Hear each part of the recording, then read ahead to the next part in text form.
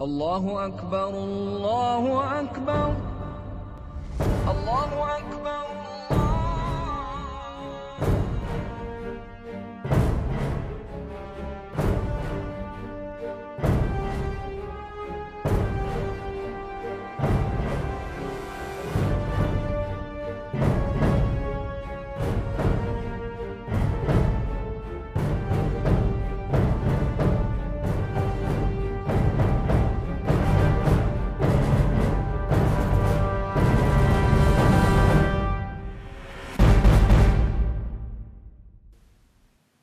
Hi and welcome to Worlds Apart, a program that is committed to speaking the truth in love. I'm your host, Ramal Hussain, and today we have with us Jay Smith, who will be speaking to us about ideologies that are worlds apart. Welcome to the show, Jay. Thank you. Good to be here. Excellent. As we've been going through these episodes, we've been discovering and learning a whole lot of new things. Today, what I would like to speak about is specifically the preservation of the text or the textual integrity of both the Qur'an and the Holy Bible. Now, often the accusation is that the Bible has been corrupted, but the Qur'an has been preserved. It's still the same translation, essentially. Yes, and let's take that on board. Let's start with that one. We get it all the time. Everywhere I go around the world, people, as soon as I quote from the Bible, say, we can't use the Bible. It's been corrupted, it's been changed, it's been polluted, it's been accreted, it's been deleted. All these different claims about this book. And when I ask them a little bit more and I find out what they're saying, what they're saying is that you have many different versions. You have the NIV, which is New International Version. You have the NEV, the New English Version. You have the King James Version, KJV. You have the New American Standard Bible. You have Good News for Modern Man. You have many different versions, they're saying, which means many different Bibles. What they're confusing are translations. These are not versions in the same sense of the word. Basically, they're different English translations. Right now, as we're speaking English, if you were to go back, you're Lebanese, if you were to go back and to translate this into Arabic, there are probably 3 or 4 different ways to say what I've just said in Arabic. Yes. And that's why translations need to keep up with the modern language. When you look at the Bible, the NASB, New American Standard Version, probably sticks closest to the Hebrew and the Greek, word for word the same. But it's very difficult to read because we don't have the same grammatical structure in English that you do in Arabic. The NIV is a much more modern translation of the same Hebrew and the Greek. NEV is more in popular parlance. Good News for Modern Man is a version that was created for people that speak English as a second language, so only uses 500 words. And so therefore, 2,000 words. So therefore, it uses a very small vocabulary to help people who are it's not their native tongue. Now, you could say the same thing about the Quran. There are many different versions of the Quran. You just stop and ask yourself, this one here I'm looking at is called the Muhammad Taqiyuddin al-Hilali. And it's also Muhsin Khan. This is the Hilali Khan version. But there's also Pickthall's version, there's also Yusuf Ali's version, there's Rodman's version, there's also Arbery's version. I've just given you 5 different translations of this book, the Qur'an, from the Arabic into the English. None of those 5 agree. They're completely different in their translations. And what's more, even the verses don't agree. At least in every one of the translations of the Bible, the verses are all the same. Not so the Quran. And so many of the references that I'll be giving you, not only in this talk, but ones I have given you and ones I will give you, I will say, such as Surah 19, Ayah 19. But if you look at Rodman's translation, or if you look at Pickthall's translation, it probably won't be verse 19. You'll have to look above and behind, about 5 verses either side, to find exactly what I'm talking about. These are nothing more than translations. They're not differences. They're not different Qurans. We would not make that claim against the Quran. Muslims should not make that claim against the Bible. Make sure Muslims, and I say this to Muslims in all faith, in good faith, please be careful when you're making these accusations against the Bible that you understand the facts behind it. The great thing about the Bible, it can be translated in any language. It is not just in Hebrew and Greek.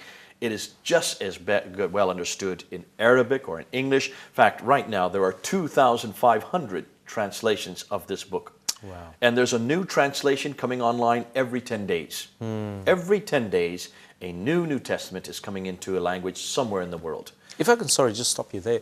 Why is it not a concern for God to have, many languages, and that essentially the message of the Bible or the Quran can be taken to that group of people in their language.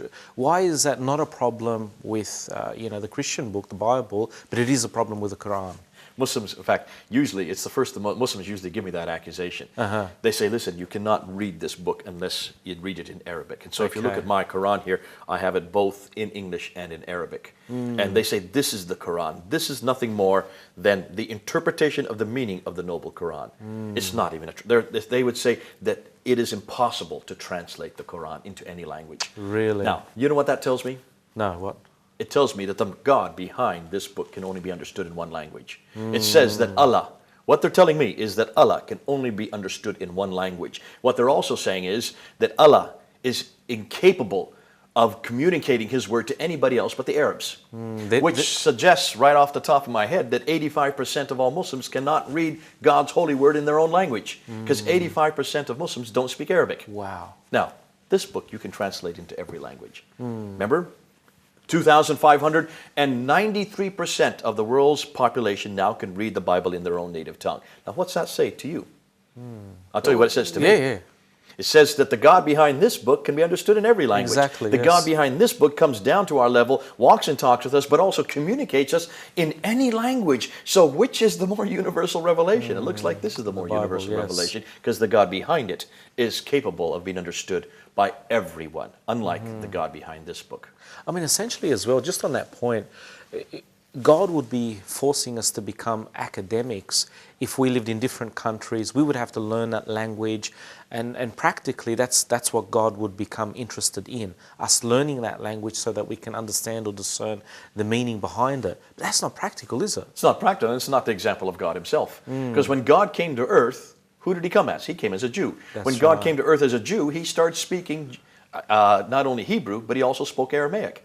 So God took on Himself, and as it says in Philippians 2, verse 6 to 11, took on Himself the image of a man, took on Himself the form of a man, humbled Himself. Ooh, I love that. Humbled Himself, which means He also became like us. He spoke our language, dressed like us, came as a little babe, lived amongst us for 33 years, and in speaking our language, He modeled for us how we're to do it. We're also to incarnate ourselves. As God incarnated Himself in humanity, we're to incarnate ourselves in the different cultures we go to, and we're to incarnate this word.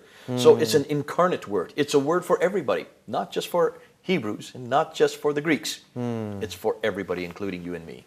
Oh, thank you. If we can go back now to the different translations and the manuscripts, if we can talk about that. Okay, let's go to the manuscript evidence. Now, what Muslims will say is that the Quran has never changed.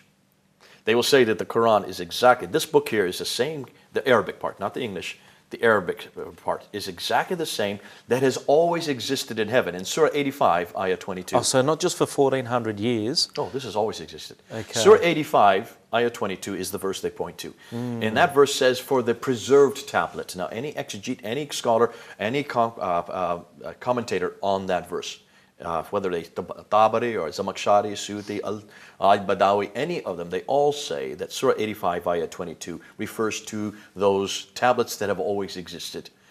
They're preserved, that means they have never been created. So it's the uncreated Quran that has always existed in heaven. Now that's problematic. You can see, I see why you're questioning that suddenly, because that seems to commit shirk, does it not? It now submits that there is something that coexists with God that's outside of Him, because how can a tablet be God? We'll get to that in another talk, because that's problematic in and of itself. Nonetheless, what they would say is this book has always existed. So what Gabriel did, all he did from that period of 610 to 632, that 22-year period, he then sent down portions of it at a time. The Meccan material, which is the latter part, the second part, from 610 to 622, and the Medinan, which would be this first part, from 622 to 632, the last 10 years of his life. So that this compilation was then sent down over a period of 22 years. Now, that's what Muslims say. The difficulty with that is they say that therefore everything that Muhammad was given was written down. When Muhammad died, this had not yet been written down. Wow. There was no text that had been written down. It had been memorized by many of his companions. Parts of it had been written on stones, on bones, on bark. We do know that. That's well documented So in Al-Bukhari. it was scattered almost. It was with scattered. different people, different places. It was written on certain objects. Yes. Yeah. And then what you need to do is you need to go back to the traditions. They tell you what happened. And very clearly it says that under Abu Bakr, the first caliph, he had Zayd ibn Thabit. Zayd ibn Thabit was the scribe or the secretary of Muhammad to compile the first recension, the first text of the Quran. That was done between 632 and 634, that 2 years right after Muhammad died. That copy was given to Hafsa, one of the wives of Muhammad, and she put it under her bed, so the tradition tells us, and stayed there. Now let's jump 18 years, between 18 and 20 years to the time of Uthman. We go back to Al-Bukhari, and we go back to volume 6, Akhbar number 509 and 510. When you go to Al-Bukhari, volume 6, 509 and 510, it picks up the story from there. Uthman is the caliph at this time. Hudayfa comes to him and says, what are we going to do when much of the Quran is now being lost at the Battle of Yamama, soon after Abu Bakr, when Abu Bakr was caliph? And many of those who had memorized the Quran had died at the Battle of Yamama. Because of that, those who were dying off were taking the Quran with them. So he goes to Uthman and says, we must write it down so that we will not have different references like the Christians and Jews, different texts. So Uthman goes to Zayd ibn Thabit again. Remember, he's the one that wrote the first recension down. And he says in Akhbar number 509, take Hafsa's copy, that copy that had been retained under the bed, take that and you, along with Zubair, Alas, and Harith, 4 of you, rewrite the Quran. Now, you can see a problem right there. Why do you rewrite something that it was complete to begin with? Why don't you just take Hafsa's copy? Why do they have to rewrite it? That's right. And then it says, if you should disagree, how can you disagree? If you're just writing it word for word, if it's the same that's always been in heaven, why would there be any disagreement? If you disagree, write it in the Qurayshi dialect. Immediately you see there's problems here. As an Arabic speaker, you know that a dialectic difference in Arabic has to take vowelization. Because every Arabic word is a combination, is 3 letters that have recombinations on that. And so the root of every Arabic word is 3 letters, and it's consonantal. There is no vowelization. And that's why when you read your newspaper, there's no vowelization there. Why is it when you read a newspaper today that is printed in Egypt and you're Lebanese, you don't have vowelization? Because your dialect would be different. And you include and you impose on it your own vowelization. So whether they're in Morocco or whether they're in Jordan or whether they're in Egypt, they will put different vowelizations depending on their dialect. Vowelization is needed for dialectic differences. Well, when were vowelizations introduced into Arabic? I don't know. Not till the late 8th century. Wow. So how could you have, in the mid-7th century, a man named Uthman talking about different dialectic differences on a consonantal text? Couldn't have. You've got a problem here. Yeah. Proving that this shows that this had to be written in the 9th century, and that's exactly when Bukhari wrote this down. Bukhari was actually imposing this onto that argument onto it. That was an argument that would exist in the 9th century, but not the 7th century. Now let's move back. What does he say next? And then he told Zayd ibn Thabit to rewrite the text if they had any discussion, to make sure that it was in the Qurayshi dialect. And then he said, it says in 510, the next Akhbar, it says, he then took all the manuscripts that were remaining and burnt them. Ooh. Can you see the problem? That exposes everything right there. That's right. Why do you burn manuscripts? If there were differences. Absolutely. To hide them, That's right. The only reason you would burn a manuscript is because you want to get rid of the evidence. That means that there was a lot of different manuscripts that existed. It looks like it's quite a few different ones that disagreed with each other. Now, we do know that in the traditions, Dr. Arthur Jeffrey, who is a well-known scholar, has gone back and has looked at all the traditions on the references to the many different manuscripts. And there's tradition after tradition after tradition that speaks about these differences. You can look and see Al-Bukhari, just look at Sahih Muslim and Ibn Dawud, just look at those 3 compilers of the Hadith and look and see what they say. And they say example after example after example of where these different codices. We know of 4 different codices, that means 4 different books, codexes, that became very popular in 4 different cities. They're called the metropolitan codices. There's the Codex of Ubay ibn Ka'b. The Codex of Ubay ibn Ka'b became very popular in Damascus. We know of the Codex of Ibn Masud. The Codex of Ibn Masud became very popular in Baghdad. We know of the Codex of Ibn Musa. That codex became very popular in Basra. And then the Codex of that I mentioned earlier, Zayd ibn Thabit. So you have 4 different authors, 4 different codices. None of the 4 agree. And when Dr. Arthur Jeffrey in 1935, when he looked at the disagreements, he found 15,000 disagreements just with those 4 codices. Wow. So how could the Muslims claim that this book has never changed? They're not looking at their traditions. Their traditions are very clear that there was parts that were lost, some of it had been changed, others had been added to, and there's reference after reference after reference of the differences just between those 4 codices. We know that Ubay ibn Ka'b's codex and also Ibn Mas'ud's codex had 2 extra surahs. So they had 116 surahs. How can you have 116 when there's only 114 in the Quran that we have today? So these are claims that Muslims make today that they cannot support. You cannot tell me that the Quran that we have in our hand today is the same that was there in the 7th century. And here's the other thing. Here's the big problem. Where are those original codices? Because according to Al-Bukhari, volume 6, number 510, it says that once he had destroyed and burnt those manuscripts, he then sent 1 copy to Basra, 1 copy to Baghdad, 1 copy to Damascus, and retained 1 in Medina. So 4 copies were made of that Uthmanic recension. Where are they? I don't know. Ask your Muslim friend next time. Where are those 4 copies? See, we're talking about the 7th century. We're just talking about 1400 years ago. There should be all kinds of examples. You come to London, I'll take you down to the British Library, and I'll show you the entire New Testament from the 4th century, 300 years before this. So they have no original copies? Not at all. Wow. Now, Muslims try to claim they do. Okay. They will come up with 2, and we're going to show them on the screen there. If you look over there, you'll see a copy of one called the top copy. Look at the top copy, and you will see it has a script that's completely different than what we see here. If you notice, this is a much different script. But the one you see in the top copy there, that's there in Istanbul, in Turkey, considered to be one of these 4 Uthmanic recensions. You will notice it has an elongation. It is written in a Kufic script, Abbasid script, which was introduced at a much later period.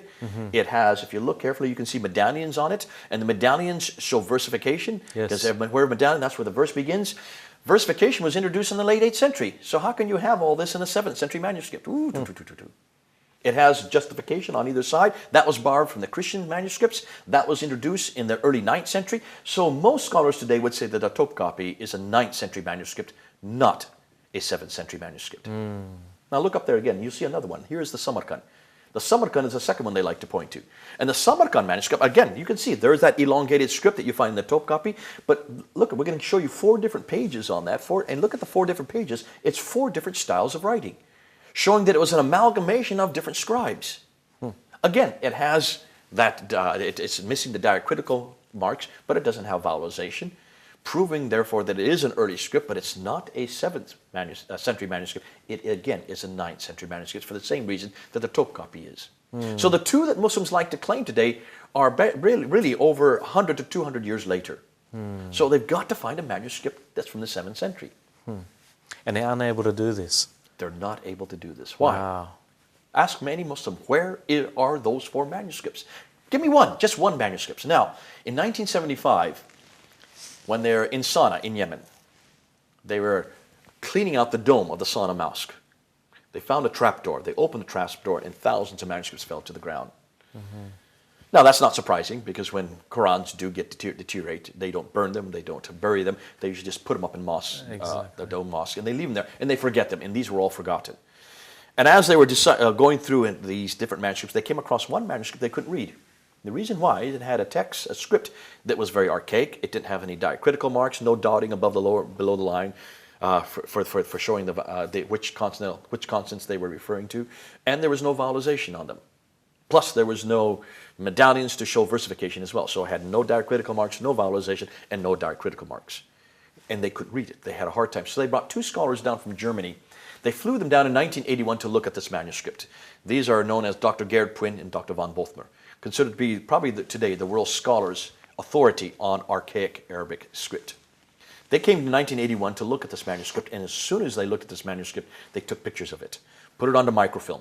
The Yemeni government confiscated their microfilms, would not let them see their own microfilms, because they started hearing what they were finding and what they were seeing. So they got worried. They did get worried. Now, they did not return those manuscripts to Dr. Puyn or Dr. von Bothmer, who both taught at Saarland University in Saarbrücken, Western Germany, until 1997. I went to visit Dr. Gerard Puyn in 1999 in Germany, and he showed me that manuscript. I can't show you them right now, but I want you to look on the screen. I want to just show you 2 pages that I have up there. You notice, here's a page where you see a yellow mark halfway down.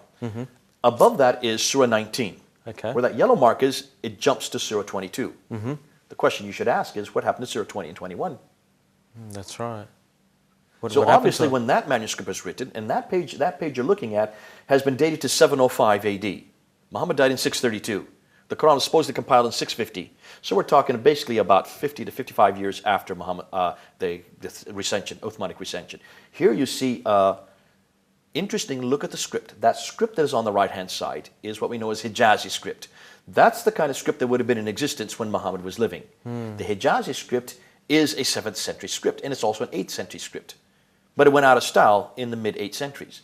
When you look at that, you will see on the right side is a early 8th century 705 script, missing 2 surahs. Wow. Look on the left side. See on the left page? There, Surah 20 begins. It's in the wrong place, it's next to it, but it's in a completely different script. Can you see? You can see it visually. You can see it's 2 different scripts. This is a much later, this is an Abbasid script, which was introduced about 50 to 60 years later. So what does that tell you? Well, I know what it tells me. It tells me that we're looking at an evolution of the Quran that still was not complete in 705. Wow. Now that has a huge implication, because if Muslims say the Quran has never been changed, the Quran that we have in our hand today is the same Quran that has existed in heaven since the beginning, well, not beginning, everlasting. Yet here you have a script that shows that even as late as 705, it still was not completed. It still was missing surahs. They're in the wrong places. Then you've got a real damaging, basically a manuscript. Now that page that you're looking at there, and others like it, have been dated to 705. That's proving to be probably the oldest manuscript we have available today. The Yemeni government will not let people look at that manuscript. The Germans are the only ones that have been able to film it, and they only have facsimiles of it because of filming. Isn't it interesting? If this is the oldest Quran in existence, the Yemeni government could be making a mint off this. Why aren't they sending it around for people to look at? Very interesting, yeah. I mean, they've got to be hiding something. Well, there's something more that's even more damaging that I'm not permitted to say on television. Because what Gary Print and them are finding, they're going to have to publish it. Once they publish it, then we can go and actually tell you what it is. But it's going to destroy the Quran when it comes out. This is why I thank God we don't have these problems. Because what we're going to do in the next segment, and what I want to do is I want to look at the Bible and ask the same question of the Bible. Do we have manuscript problems? But what we already know is we have seen, let's just review very quickly. We have already seen that the Quran cannot be traced back 1,400 years. There is no manuscript evidence that goes back that far. What's more, they are now finding what they call palimpsests. Palimpsests are fragments of the Quran that when you put under ultraviolet light, you see one script that's underneath another script. It was a writing that had been washed off and rewritten over top. And with ultraviolet light now in the 21st century, we can now look and see the other writing, and they're separating the 2 writings. Both of them are proving to be Quranic, but they're completely different references. In fact, there's 2 different scripts, showing that there's an evolution. This is the first time we've been able to look using modern technology to show that the Quran was evolving in the late 7th century. These palimpsests are from 650, 660, 670, moving up into the Sufyani period, up into Abd al-Malik. And we need to come to Abd al-Malik, because Abd al-Malik, who ruled from 685 to 705, is the man that changes everything. Basically, it's Abd al-Malik that many of your scholars are now pointing to, because he is the second of the Marwanid caliphs under the Umayyad Caliphate, and he is the one that built the Dome of the Rock. The Dome of the Rock is a beautiful building. You can see a picture of it up there. You can see that beautiful dome. Now, the Dome of the Rock was built for a very interesting reason. It was built to commemorate Muhammad going up to 7 heavens. He went on the back of the winged horse from Medina up to Jerusalem. And from Jerusalem, at that rock, he supposedly was to have gone up to heaven and talked to Allah, and then talked to Moses, and goes back and forth and gets 5 prayers. Now, that's another story.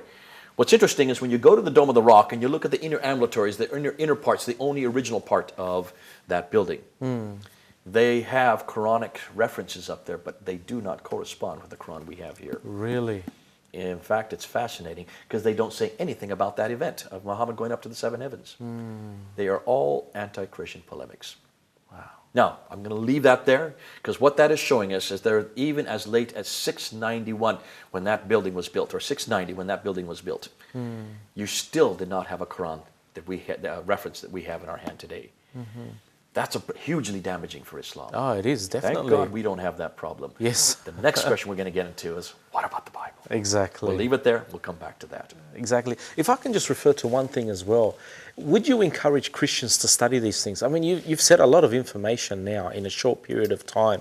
Should they study this type of stuff and engage with Muslims about these things? Absolutely, because everything comes down to these two books. This is my revelation, this is their revelation. Everything I'm going to say is going to have to come out of this book. Everything they say is going to come after this book, and they contradict each other. So we've got to say which is the real revelation, which is the historically provable book. Well, you're going to see in the next talk how this book is so much more superior to this book. We've already shown you a few damages. We're going to show you some even more damaging material the next time we talk. Thank God we can come back to real revelation, the real scripture, and this is it. Thank you, Jay. Once again, it's always a pleasure to have you come and speak to us and share some of your insights about these things. If I can just simply say to the audience, I hope that you're not offended by the things that we're saying. Take these things as a challenge. Go away, check them out. Use that passion, use that energy to find out whether these things are true. Until then, please stay in tune for the next episode. May the Lord bless you. Goodbye.